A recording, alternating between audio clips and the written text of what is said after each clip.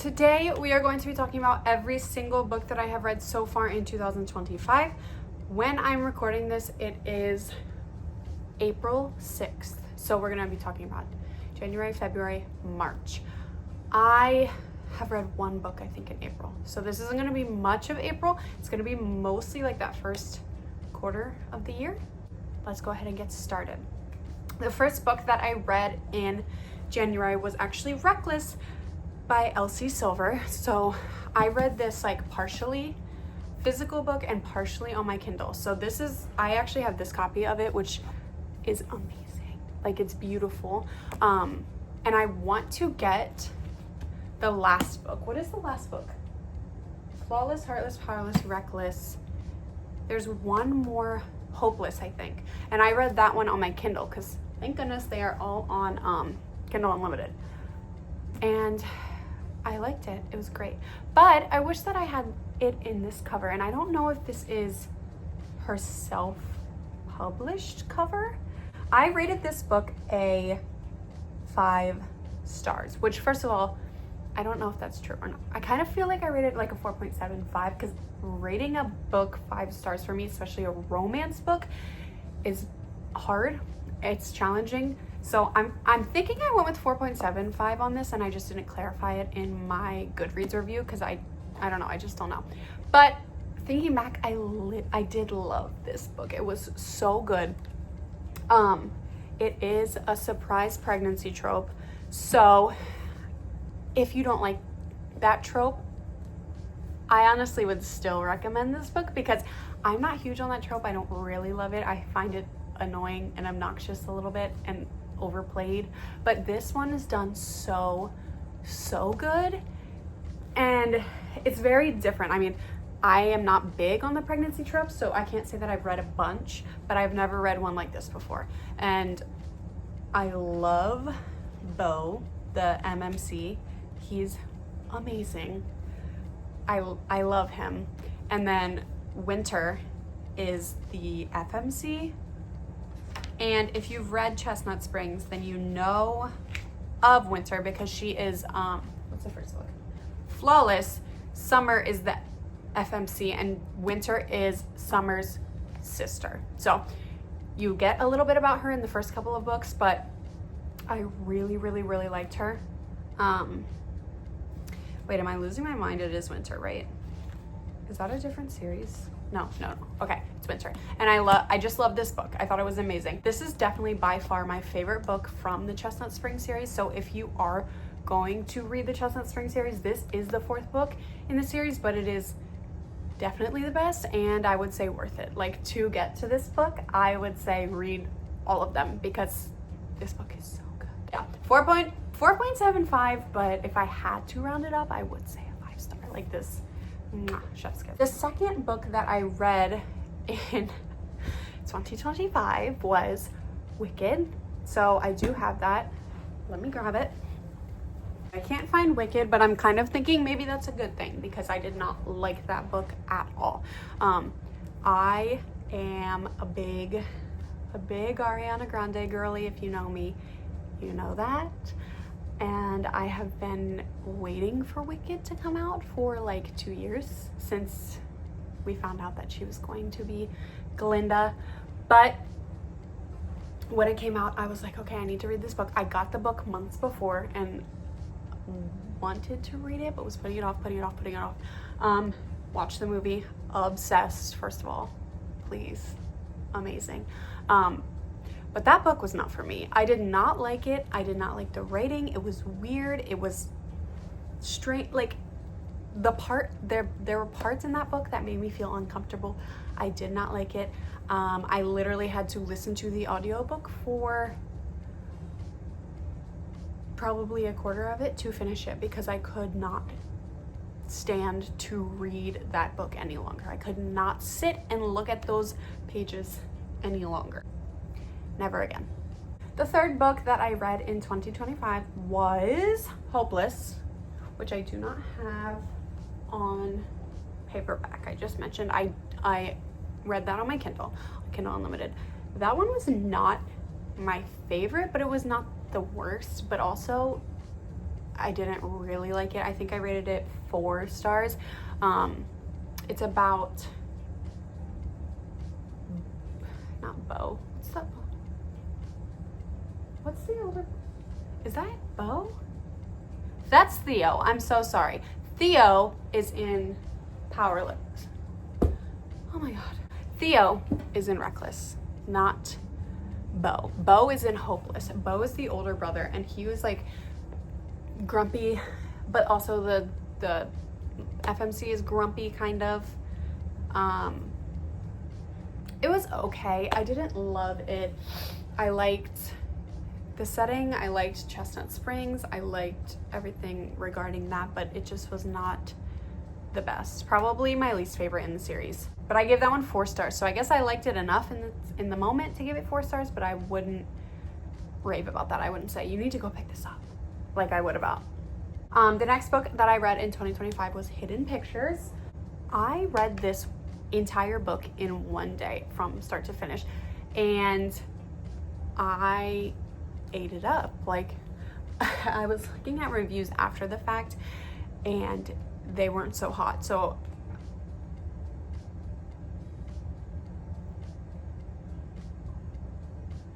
the reviews from Hidden Pictures were not great. I understood their reviews. Like, it wasn't like, oh my God, your reviews are wrong and this book was amazing. When I was reading it, I was like, wow, this book is really good. And I went to the reviews, saw a bunch of them, hated it. Between 4.5 and 4.75. I thought it was great. It was super fast paced. I read it in one day. And I told my mom to read it like immediately after. So I enjoyed it. I'm also not a thriller reader, so that could also be changing a lot of it. Like, if you are a thriller reader, maybe you won't like it as much as I did because you're more advanced. The next book that I read in 2025 was Demon Copperhead by Barbara Kingsolver. That's another book that I read on my Kindle. The beginning of the year was very Kindle heavy for me. I was very, very, very obsessed with reading on my Kindle. That's like all I wanted to do. The last couple of weeks I've gotten more back into physical books, but it took a bit for me. Like, I was really obsessed with my Kindle. I could not leave the house without my Kindle, and I wanted to be reading on it at all times. It also is so helpful because if you have a book on your Kindle and you don't have your Kindle with you, you can read it on your iPhone, which makes it so helpful. Like, I would be at the doctor's office and I didn't have my Kindle, but I could go on my phone and read my book. So I'm kind of leaning more towards Kindles than physical books right now. But if I heard that a year ago, I would like freak out on myself. Anyways, Demon Copperhead, I rated it 4 stars. I thought it was a really, really, really good book.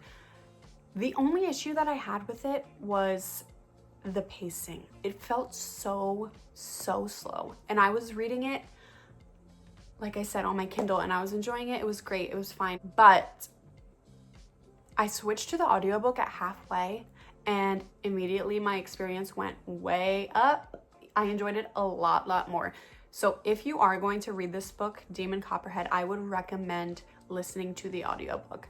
I gave it 4 stars. If I could go back and reread the book, I would probably switch so that I listen to the audiobook the entire way through. Good book. I enjoyed it, but do the audiobook if you are interested. The next book that I read in 2025 was The X-Files by Jessica Joyce. That was a good book. I'm kind of like blanking on what I thought about it. That was also one that I read on my Kindle. I read it because I'd seen so many people talking about it, mostly Sarah Caroli.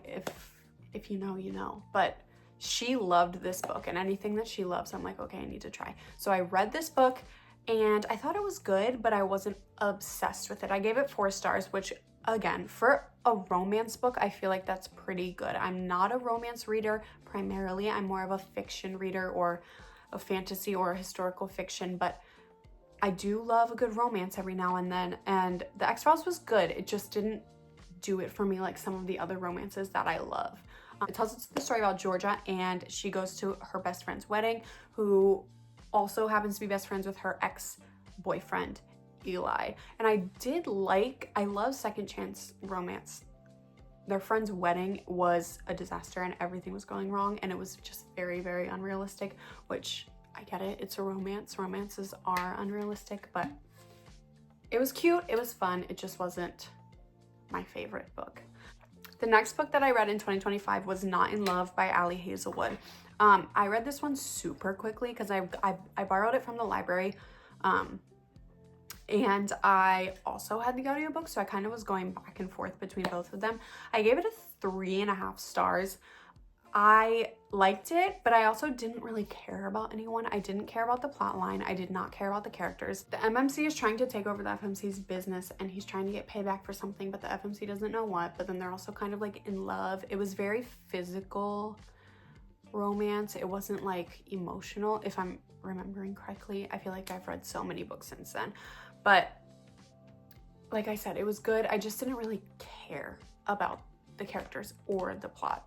And I had a good time. I had a great time. 3.5 stars. Again, romance, good. That's totally good.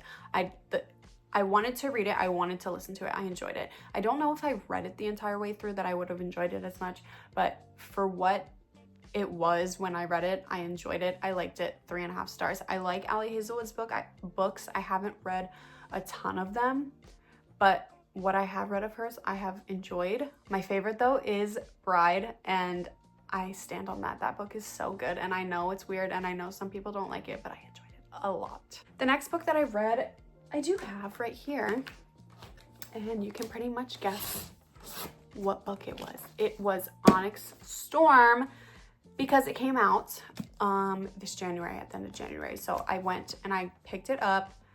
Actually went to a midnight release party for it, which was fun, but also it was like way past my bedtime.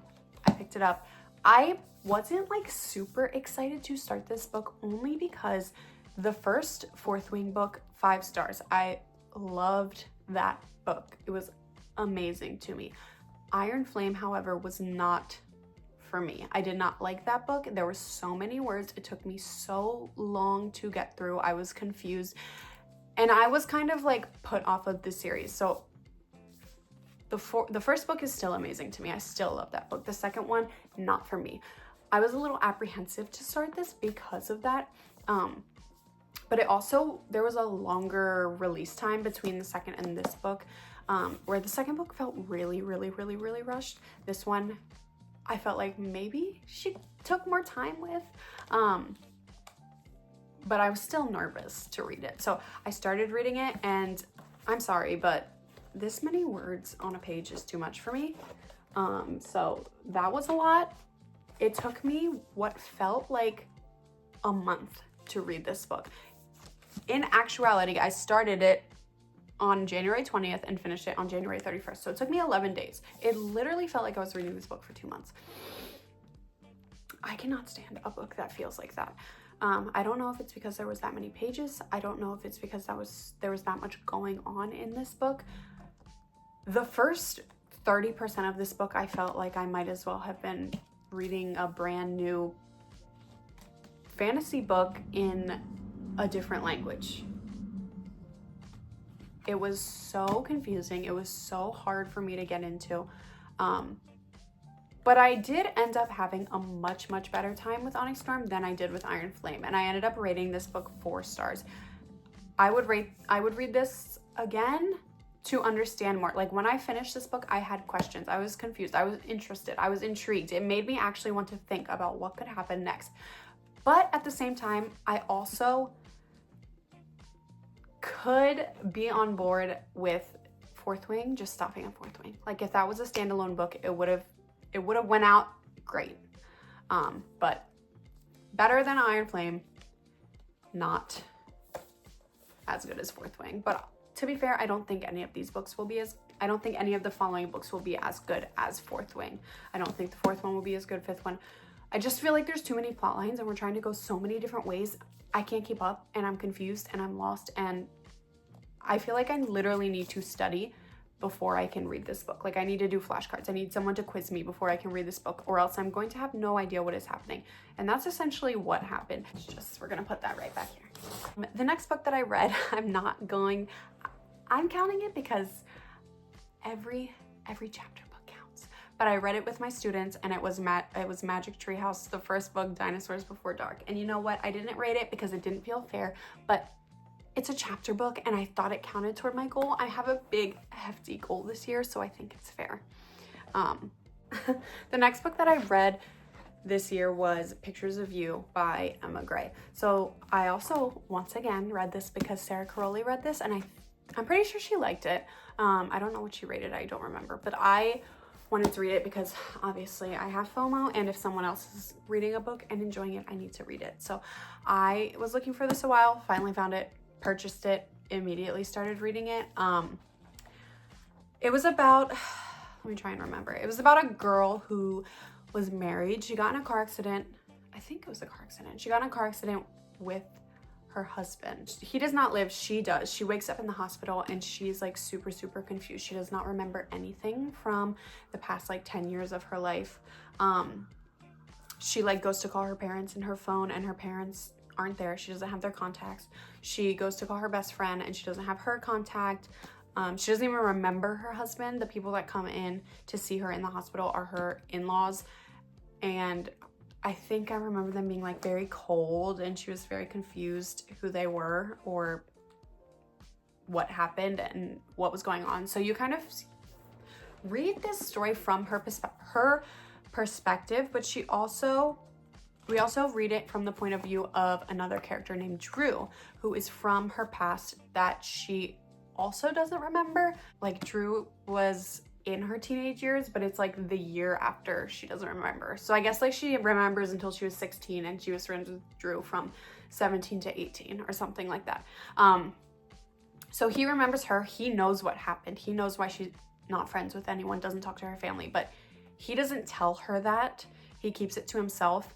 So she thinks she just like made friends with a random guy who was at her husband's funeral. But it's not a random guy. It's someone from her past that knows a lot about her. So she's trying to figure out all these answers to these questions that she has about herself. And she's doing it with someone who knows but isn't telling her. So it's kind of interesting. I enjoyed it. I didn't love it. I rated it a 3.5 stars because there was grammatical errors throughout this book, and it drove me insane. It made me stop every single time and be like, how did nobody catch this? How did you not see that this was spelled blatantly wrong? That always drives me insane. So the next book that I read was Winter in Paradise by Elin Hilderbrand. If you know me, you know that Elin Hilderbrand is my favorite author. Like, obsessed with her. She's so good. I read it on my Kindle. They're all on Kindle Unlimited. This was the first Elin Hilderbrand book I read that does not take place in Nantucket. So I was a little bit nervous kind of, because I love her books that take place in Nantucket. I literally went to Nantucket with my mom because of her books. Like, this scene that she sets is so good. So I was nervous to read a book that takes place in another area, but now I'm just obsessed with St. John's. Like, she just did the same thing but in a different place. So 5 stars. I rated this book 5 stars and I flew through it. I loved it. So absolutely loved the characters. Now, her characters can repeat sometimes because they all take place in Nantucket. They kind of interweave whatever with each other sometimes, but this book was just so good, and I was so excited because a lot of her books are standalones. This book was a trilogy, so I got to continue with these characters, and I still remember all of them. Sometimes I forget about them quickly. Like, I'll rate her books 5 stars but then forget about them because all of her books are kind of similar. This one, like, it's just entirely different to me. They're so good. If you are looking for an Elin Hilderbrand book to read, please read Winter in Paradise. So good. The next book is actually really random, but my boyfriend has been begging me to read this book for as long as we have been dating. It's The Tale of Despero by Kate DiCamillo. I'm sure this book had its moment. I'm certain of it, actually.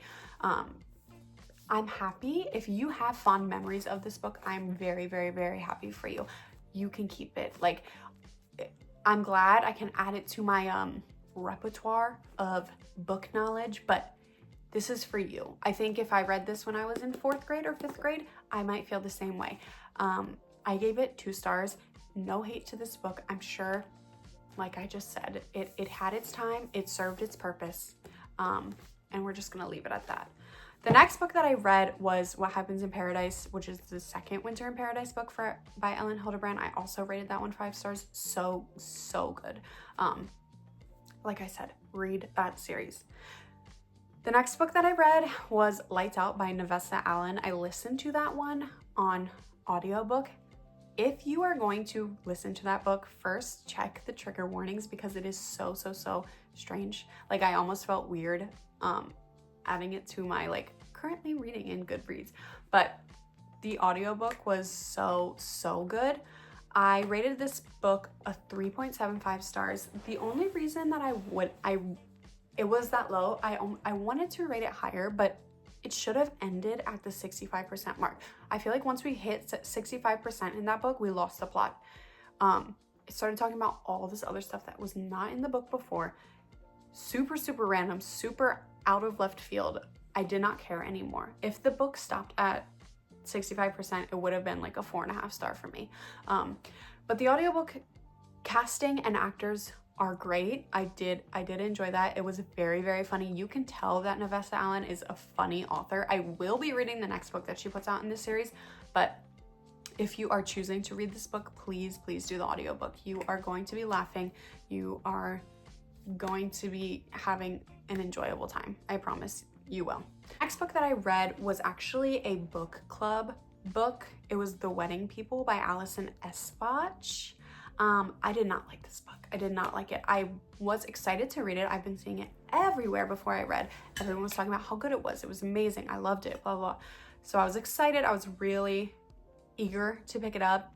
I ended up listening to it as an audiobook, which I will give this book the benefit of the doubt. When I listen to books on audio, most of the time it makes me like them less. Lights Out was different because that was just like a very immersive experience. But when you're listening to an audiobook and they say something, I feel like when I'm saying it in my head, I can picture it and I can say it a certain way. If I'm listening to someone say it and it's like super cringy and awkward and they say it cringy and awkward, it just makes me disturbed almost. And this book, it wasn't a I don't even know what it was. I don't know what it was trying to be. I don't know if it was a romance or a fiction book, but anyways, a woman goes to a hotel to kill herself, and the people there, it ends up being entirely booked out for a wedding, and she ends up making a relationship with the bride and then also the groom, and then the bride ends up being like, you can't do this at my wedding, you're gonna ruin it, and it just turns into a bunch of random stuff. I didn't like it. I thought that the author was trying to be funny so many times and it just was not funny. It made me feel awkward. It made me feel kind of like embarrassed almost. Like, it just wasn't funny, and it was so hard. It was like painfully trying to be funny, and it just was not. I just wanted to say, stop. You don't have to do. You do not have to write this book. You can stop. It's okay. So if you like bad humor, maybe you'll enjoy this book. The next book I read was Troubles in Paradise. That's the third book in the Elin Hilderbrand Winter in Paradise series. I gave that one a 4-star. The other two I gave 5 stars. I liked that one. It was great. But the first two just really hit the mark for me. The last one was good. But I also didn't want the series to end. Like, I want to go there and just meet these characters and be their friends. So the next book that I listened to was The Woman in Me by Britney Spears. I did listen to this book on audiobook, and it was narrated by Michelle Williams, which is really cool. I wasn't going to rate it because I feel weird rating autobiographies, I guess, but I did enjoy it. I had a good time reading it. It was super, super interesting. I did find myself so many times during the book looking up like Britney Spears VMA outfit, which was cool and interesting. Like, it felt like you were listening to lore and drama about a story, but it was real life, and you could go back and look at the videos that she's talking about or the performances that she's talking about, which was really cool. The next book I read was the Magic Tree House 2 book, The Night at Dawn, and I didn't write that one either, but like I said, every chapter book counts. The next book that I read was Beartown by Fredrik Backman. This book, this video is like Sarah Crowley inspired, what I read this year, Sarah Crowley version. Beartown by Fredrik Backman. I read this book because I was hearing so much about it. I had never really read Fredrik Backman's books. I read The Man Called Ove, and I've also watched that movie, and it's so good. That book is so good. That movie is so good. But I wanted to read this book, Beartown. It's about a town that is obsessed with hockey. It's like everything revolves around hockey. Like, if hockey is doing good, then their town is doing good. Their economy is doing good. Everything revolves around hockey. But I really, really, really like how this author writes. It did take me a while to read because I felt like I needed to reread stuff over a lot when I was reading this. The way that he writes is so interesting and unique, but it's not like a book that you can speed through. Like, you need to slow down and absorb what you are reading. So because of that, I felt like I had to read this slower so that I could get all of what Fredrik Backman was trying to give the reader in this book, which is good. Like, that's not a complaint, but definitely look up trigger warnings if you're going to read this book, because Fredrik Backman does talk about some very intense topics. But I did really, really enjoy this book. I gave it 4 stars, and I'm uber excited. I am super excited to continue with this series, and I just saw that they are all on Kindle Unlimited, so I am really excited about that. The next book that I read was Friends, Lovers, and the Big Terrible Thing. I listened to that one by Matthew Perry, and it was kind of sad, especially since he has since passed away from writing that book, and he talks so much about death in that book. It made me a little emotional. I didn't write that book. Again, it felt weird writing it, especially since he's no longer alive. I did enjoy it. I did like listening to it. It was really sad, but if you are looking for a memoir or a autobiography, I'm not sure what it would be classified as, I do recommend that book. I thought it was good, and I would listen to it again. If you know any autobiographies or memoirs that you really, really liked, please let me know, because I am always looking for books to add to my Libby Hold pile. Yeah. The next book that I read was Before I Let Go by Kennedy Ryan. This is the very first book I read by Kennedy Ryan, and I absolutely loved it. I thought it was so, so, so good. It was a second chance romance between a couple who had been married and were now divorced, which I love. I don't know if I knew how much I enjoyed second chance romance before I read this book, but I so loved this book. I loved the way she wrote. The characters had so much depth to them. I feel like they were real. I feel like I knew them. I feel like I could go on Instagram right now and look them up and follow them, and like, they are real, and they own a restaurant in Atlanta, and they exist. So I'm really, really, really excited. I know she has one more book that's out in this series. I think it's called the Skyland series. I'm so excited to read that second one. And then she also has her third one coming out in a couple of months about Hendrix, which is one of the other best friends. The second one is Soledad, I think. But I'm so super excited to read those. The next 2 books I read were both audiobooks that were also like nonfiction. Like I just talked about, I listened to them mostly when I was running. The first one was The Family Next Door, that talked about the Turpin siblings and the Turpin case. Disturbing, very disturbing. I did not write that book.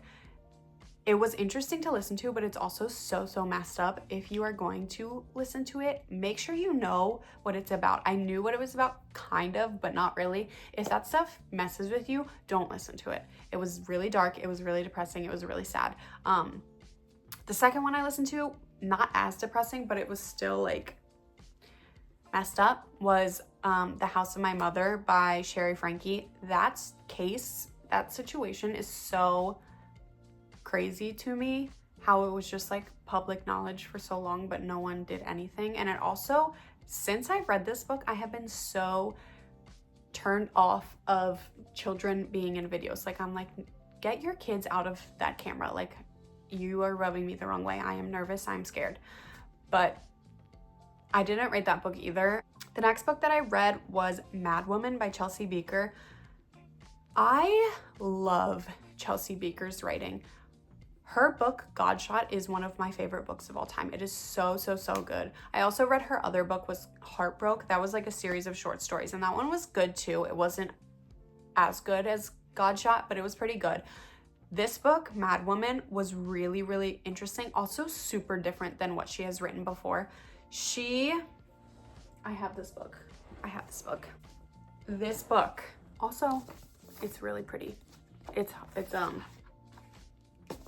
hardcover. But this book was really good. It talks a lot about like motherhood. One thing I really did like about this book was the main character, her father is in one of the short stories from Heartbroke, which was really interesting. And I did not know that until I was like halfway through the book, and it made a very vague reference about the dad's nickname.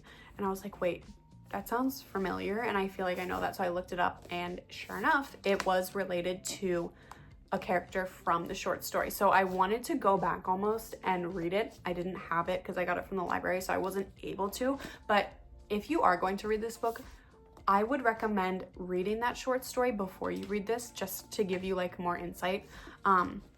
But this book talks about, it's about a girl named Clove who is kind of living another life than what she grew up in. She grew up in an abusive household with her father and her mother, and her mother ends up killing her dad. And when Clove is like a teenager, she's old enough to like take care of herself, so she ends up running away, and her mom goes to prison. And she has gone to a different state. She has made a new life for herself. She has a new identity. No one knows she is married. She has 2 kids. Her husband doesn't even know this. Her husband doesn't know anything about her past. And she's lied to him. Like, she told him that both of her parents died in a car accident, and all of this stuff. So one day she gets contacted by her mom. Her mom writes her an email, a letter from prison, asking her to like speak on her side of the story so she can get out of jail. And this book is really interesting. I enjoyed it a lot. It did not go where I thought it was going to go, but it did have a really good insight and perspective of domestic violence and how much it affects people. I mean, I feel like we all know that, but it's just on this child and what it did to her throughout her life. Like, her entire life, she is trying to prove herself to herself. Like, no one around her knows anything but her, and she's trying to prove to herself that she is a good mom, and she is a good wife, and she has a good life, and she's done so much for herself, but she is still living in this like space where she is just feels like she's living a lie, because ultimately she is. So it was really interesting to read about. And then she ends up becoming friends with someone in this book that is, it's just really interesting, and there's like a little bit of suspense also. And then yeah, I rated this book 4 stars. I really like this book. I probably will read anything that Chelsea Beaker writes. I really love her writing. This is very different than her other 2 books, but I loved it. Anyway, the next book that I read was The Favorites by Lane Fargo. I read this book because I was seeing it everywhere, and I have FOMO. And I'm so glad that I read this book because it was amazing. It's about 2 figure skaters. This book was so so good. I probably spent like 4 hours on TikTok when I finished this book searching up ice dance. Like, I just wanted to watch it and see what they were actually doing. It was so good. I rated this book a 4.75 stars. The only reason I did not give it a 5 stars is because I just didn't get a 5-star feeling. But I would recommend this book to anyone. I thought it was so good.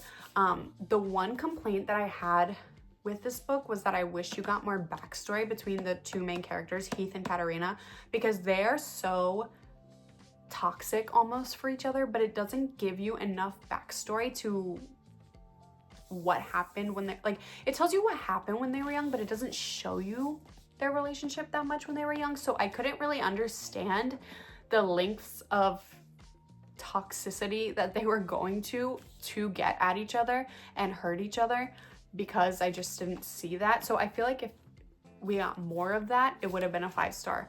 I loved this book. It was messy, but it was so entertaining. I definitely would recommend this book. The next book I read, the last one I promise, of the Magic Tree House series was Magic Tree House 3, Mummies in the Morning. Guys, I did not like this book as much as the others. I don't know why I rated this book 2 stars. I didn't rate the other two.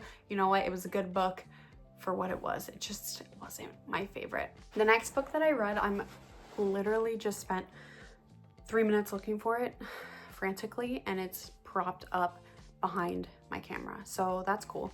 But I do have the dust jacket, if that counts for something. The next book that I read was Sunrise on the Reaping by Suzanne Collins, and you guys, this book was so freaking good. 5 stars. The ending destroyed me, and I feel like I need to go back and reread every single Hunger Games book and watch every single Hunger Games movie over again. That's how good this book was. I am obsessed. I have spent hours on TikTok since I finished this book looking at edits of Haymitch and things that he said throughout the movies that like reference what is talked about in this book.